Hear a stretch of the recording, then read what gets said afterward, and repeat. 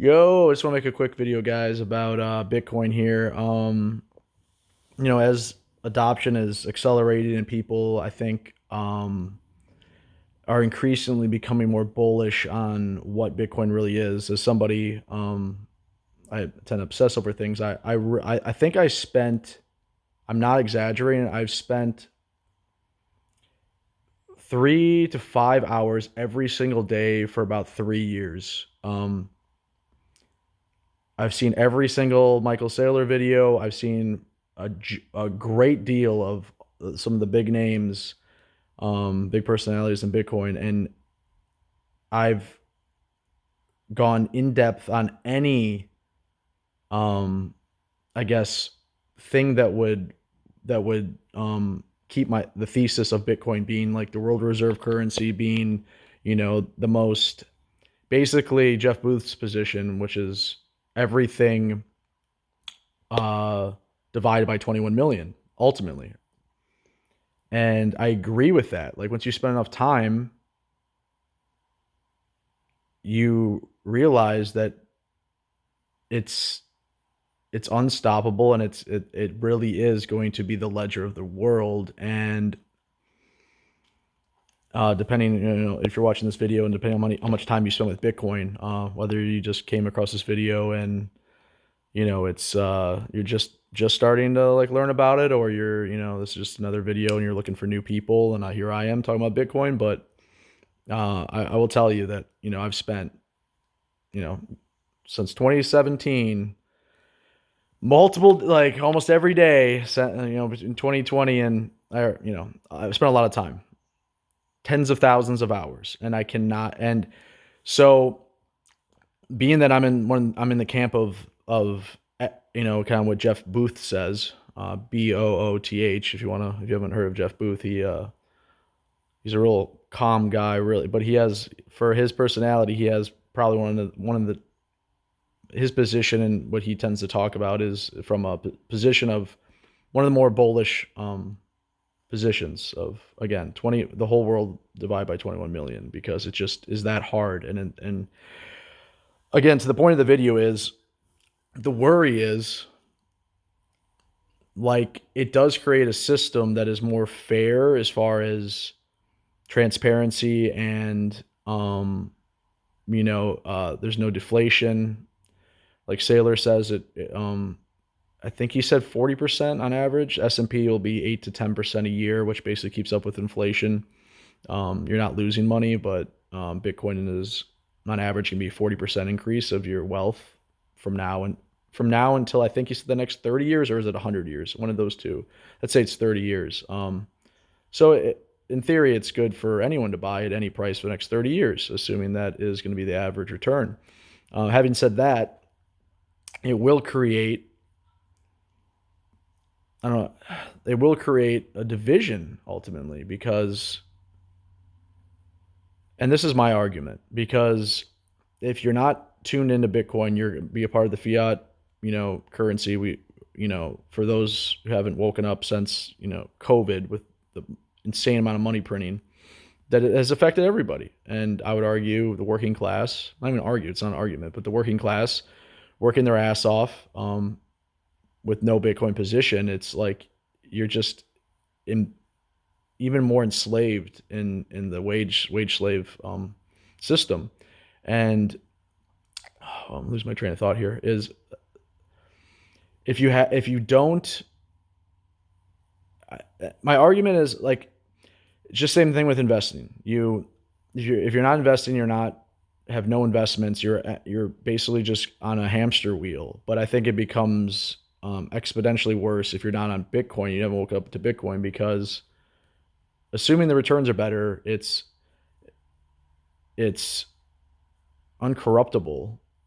Um, it's going to be more of a division as far as like virtue, like old system, new system. If you just think about old system, new system, it's going to be almost a culty kind of like Bitcoin. And there might be a lot of resentment. I do see there being a lot of resentment in the future, in the same way, maybe people who own homes now, there's a lot, with my generation, people have a lot of resentment towards, boomers and home ownership, because it's very transparently unaffordable, and the optics of being a homeowner are such that it's a very understandably, right? But that same mentality will exist in the Bitcoin zeitgeist and the ecosystem, um, because people are always going to believe, like, you hear a lot of people say, everyone buys Bitcoin at the price that they deserve. And there's always going to be people that you're going to think that the price is too high, and they're never going to, because I mean, that is the psychology of money. People, you work all weekend, work your ass off, and it's so much easier to buy I'm kind of going on a tangent, but I'll try and weave back in. But it's so much harder to take a risk in something that is going to make your money work for you versus see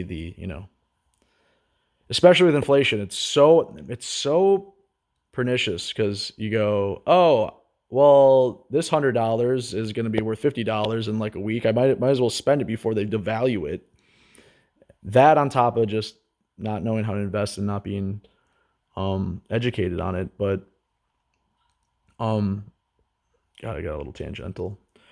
Basically, let me wrap around to the point of this video. Is, although it's worrisome that there will be division as far as Bitcoiners and non-Bitcoiners, meaning people that, I don't care if you have, 100 and let's say 1,000 Satoshis, but you're on board with 1,000 Satoshis. Maybe 10,000 is probably better, but something.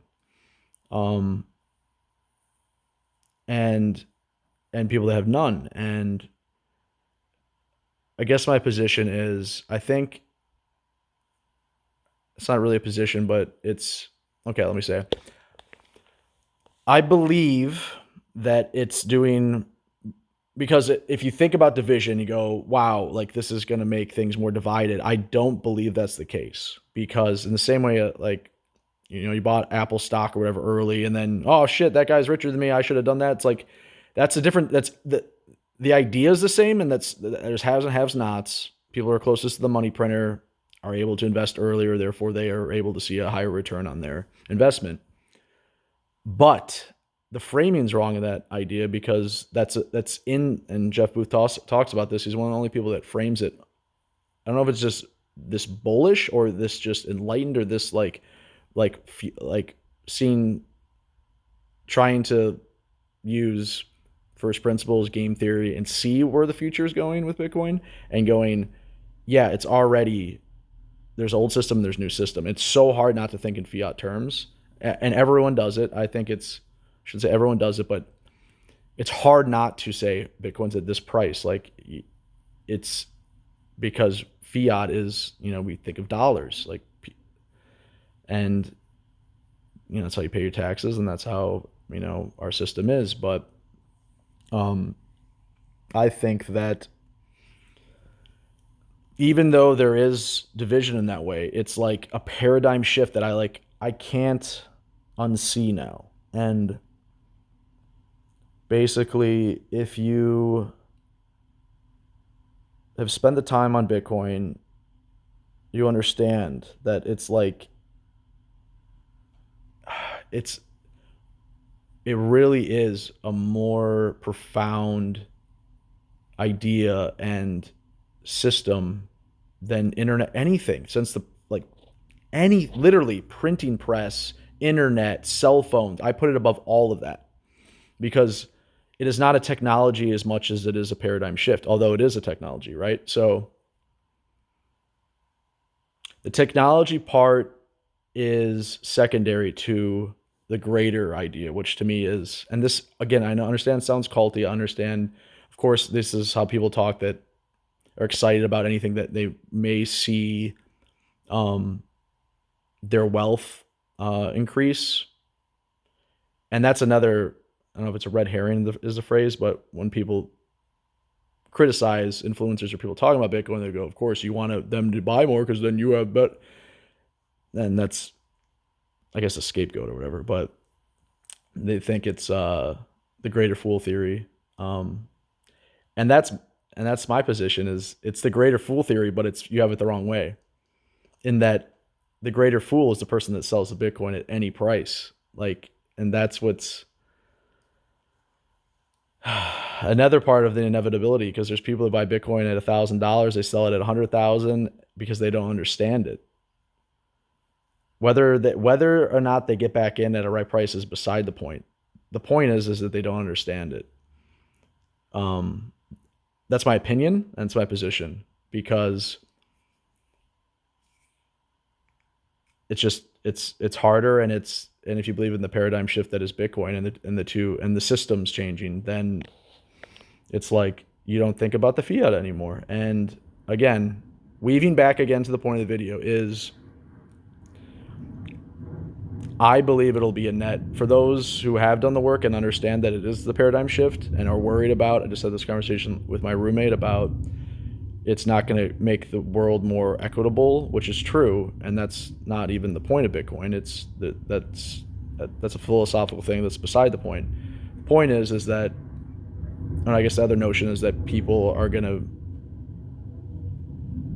not, it's not going to help people prosper because they're going to be left behind, which I don't agree with, because it's a escape hatch. And even people, I would argue that if we had two different worlds and Bitcoin never existed and we could see the future, which of course is almost like a mute point, but I'll say it anyway. Two different timelines. Bitcoin exists, Bitcoin does not exist. The world's better with Bitcoin existing. Even for people that never, I mean, that's a little bit of a stretch, but I will say people that never invest in it, because the paradigm shift enables virtue, for lack of a better term. I think it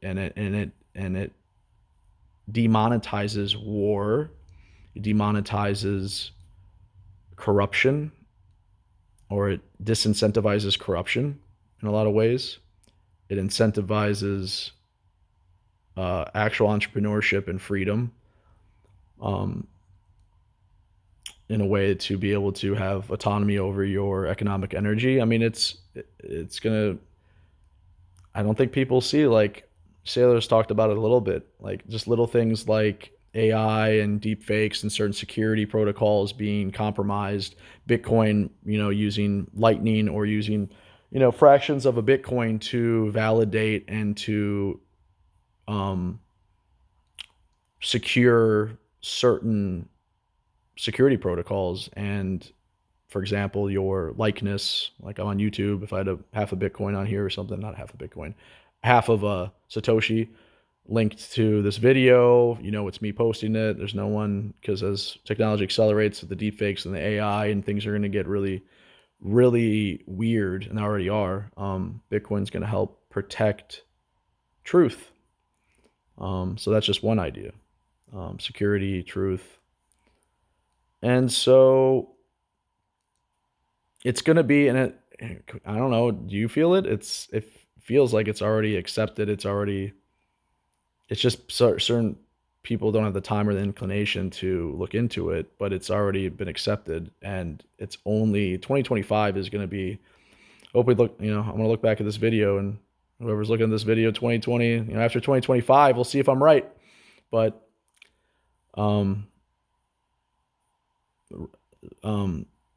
right as far as like how embedded Bitcoin will be in all of our lives, in the same way internet is, in the same way Amazon, for example. Amazon is, everyone uses it. It's unbelievable. It's like, I would argue that's a paradigm shift. Might be too, it's a paradigm shift, might be a little bit too strong of an idea, but it's a giant shift in consumerism, right? With Amazon. Like, sometimes you can't see something as an idea until it happens. But I think Bitcoin is going to be so much more profound, but similar in a way that it's just going to be, people are just going to use it just like they use anything. And Anyway, so Bitcoin, Bitcoiners and non-Bitcoiners, and the division is going to be, again, Bitcoin doesn't care about your politics, it doesn't care about your religion, doesn't care about any of that. So the division is, it's going to be a lot of gray. I don't think it's, there's, of course, there's going to be division just like anything, but um, eventually it's just going to be a part of the system. And I don't think it, again, the point of this video is it going to hurt the have-nots? Like, and I don't think it will. I think it will be something that, again, like a great example, internet. Um, you don't use the internet, you're left behind. You can use it. You can live life without internet. But the convenience and the efficiency and the fact that everyone's doing it, and using it, if you're not using it, you're essentially just slowing down your productivity and your economic energy and your life force and your life. So you're like you're slow, you're not able to keep up as easy. Um, so I think that's kind of how Bitcoin's going to be. It's like you don't have to use it, but you're going to want to have some satoshis to be able to protect your security, or verify. I don't know about verify, but you're able to secure certain, digital IPs and videos. I don't know. There's a million examples. Your likeness, as well as remittance. There's a million reasons to use Bitcoin, but yeah, that's basically what I wanted to get at. Is it's a net positive, whether you use it or you don't, and yeah, it's crazy. I think Tate talked about it too, but on the other side of the coin, other side of the Bitcoin is it kind of takes away some, has potential to take away some innovation in the short term, as far as, because it is going to be, there's so much appreciation, so much affluence in, like, for example, like buying rental properties. Like when you understand Bitcoin, rental prop haven't, which I think is a net good thing, but hear me out. If your business model or your goals for prosperity and accumulating wealth, and is to buy rental properties, and that's your thing, I don't care how good you are at it and how efficient you become. I don't understand why you would do that when you understand Bitcoin at a certain level of understanding Bitcoin, because it's the exact same thing to just buy Bitcoin, except you have none of the overhead, you have none of the late night calls, you have none of the variables that, all the headaches. So on one hand, that will, in theory, that they'll have less house hoarders, people that are buying houses just so they appreciate, and then also have that income. A lot of the boomers, have multiple homes for this reason, just to hold their wealth and store their wealth. So that, in theory, they should be selling homes and buying Bitcoin. As that generation kind of peters out, I would argue that's what millennials are going to be doing. They're not going to be, first of all, they can't afford homes anyway, but they will be buying Bitcoin over property. So that's going to allow more people to afford homes. But the other side of that coin, sorry, pardon my lameness, but is, if that is the case, and I mean it, here I am on my couch. There's gonna be a lot of there's a lot of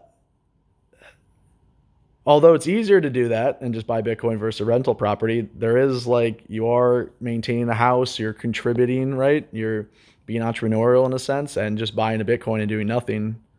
Uh, that is a job that is now not a job. Real, rental property manager. Um, so I don't know. I don't know if you're following me, but if I'm making sense. But it kind of makes